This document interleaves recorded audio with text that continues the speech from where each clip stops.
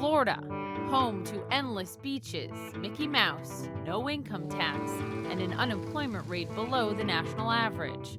It's a fascinating electorate made up of an increasing number of retirees who lean more and more to the right, and an influx of Puerto Ricans who lean left.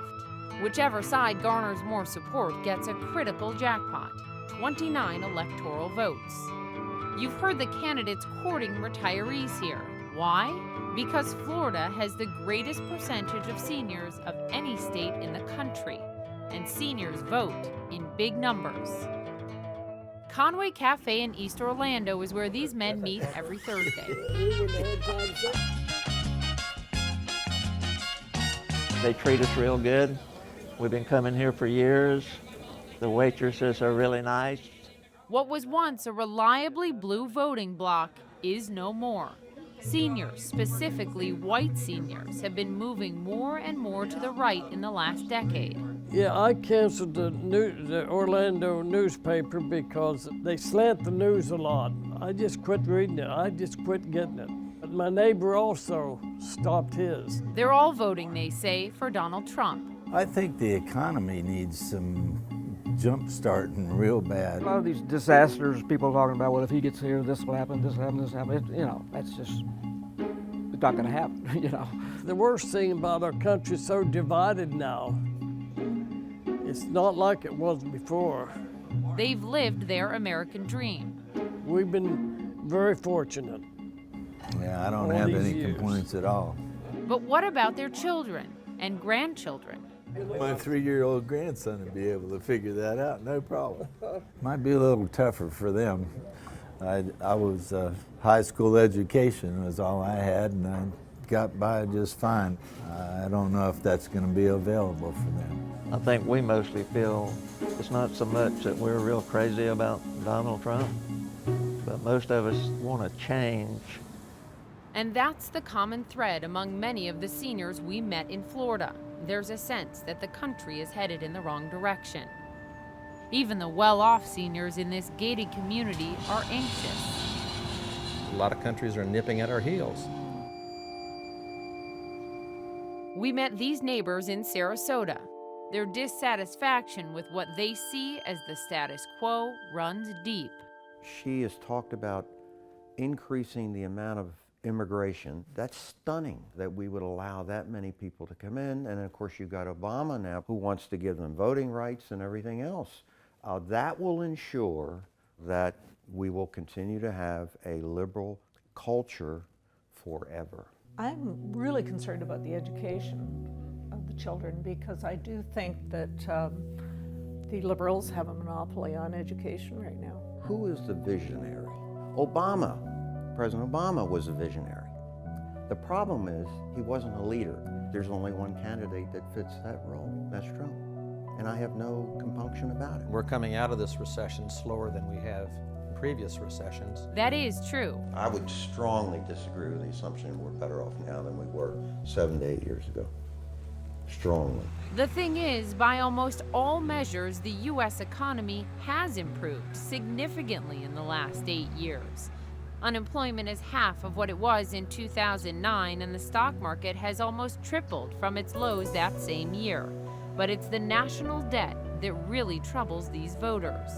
I think it really kind of scares us that we're staring at $20 trillion in debt, not knowing how our grandchildren will repay it. As for Trump's style, I frankly was rather appalled at Trump initially. I think his personality is awful, and I never, ever could vote for Hillary. So it will be Trump. this Trump volunteer calling attention to what she believes is hidden Trump support. When you talk to women, they're not out in the public telling you they're for Trump. They're afraid. People are afraid in this era. And why? Because that's the politically correct nonsense. But once they see a shirt or they see me and I start talking, right away they go, I can't tell anybody. While Trump may have the support of many seniors, Clinton has her own growing demographic here. Puerto Ricans. There are, by some estimates, 100,000 more Puerto Ricans in Florida now than there were for the 2012 election. Well, things in Puerto Rico are not that great. So I decided to move here. Noel Miranda is studying computer programming, but he's working in a pizza shop until he can save up enough to finish college. In Puerto Rico, since you can't vote for the president, it's something that has bothered us for a long time, Hillary Clinton, because I definitely don't want to see Donald Trump as president. We're going to give him nuclear codes and make him the commander-in-chief of our armed forces.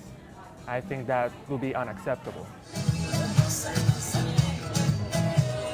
I feel Hillary is definitely going to be the one for us. I always like I don't like Donald Trump. You don't like Donald Trump? I believe she stands, 100% behind the Latino community. Ephraim Maldonado moved to Florida from New York and believes the American dream is alive. We purchased our home and beautiful house. Coming from an apartment to a 3-bedroom house, 2 bathrooms, in-ground pool. So that's the American dream, yes. And he's more optimistic than the seniors we met about his children's future. Older ones already have a profession, and the younger ones are ready to graduate, and they're going on to, obviously excel in their careers. We met Miriam and Elsie at Puerto Rico's cafe in Kissimmee. The most important thing besides that the Lord is there is education. We gotta spell it out. E-D-U-C-A-T-I-O-N. Education. Our youth, they need it. If you don't get it, it's like stopping your heart. Financial aid, a lot of people criticize it, but guess what? We got kids that need, the parents are working by themselves, okay? And they need the help so the child could go forward in life. My vote is going to Hillary Clinton. To me, she got her head on her shoulders. Donald Trump, for me, I see him as a clown. He just wants to make people laugh. He has no heart for the disabled and for the needy and for the poor. Lisbeth Martel's family owns this restaurant. Well, if we're looking at the recession about 5 years, 6 years ago, the economy is a lot better. And I see it in my friends.